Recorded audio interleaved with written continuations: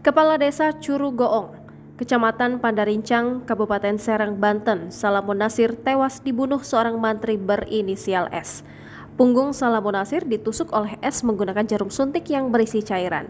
Peristiwa itu terjadi di kediaman korban di Kampung Sukamanah pada Minggu 12 Maret 2023. Pengacara mantri S, Raden Elang Mulyana, mengungkapkan kliennya menggunakan jarum suntik yang berisi obat injeksi bermerek Sindiadril Diphenhydramin. Raden Elang menyebut mantri itu menyuntikkan cairan kepada korban karena ingin memberikan efek jerah. Sebab, kata dia, S merasa cemburu setelah melihat foto istrinya berinisial NN bersama Salamun Nasir sedang makan. Menurutnya, pelaku sudah beberapa kali mengingatkan sang istri terkait masalah cemburu itu.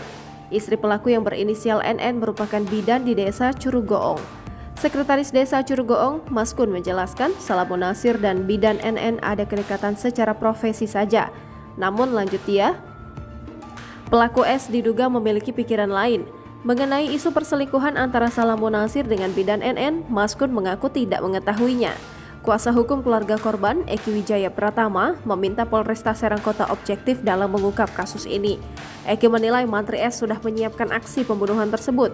Menurutnya, hal ini terbukti saat pelaku membawa suntikan berisi cairan diduga beracun. Jangan lupa subscribe, share, komen, dan like ya!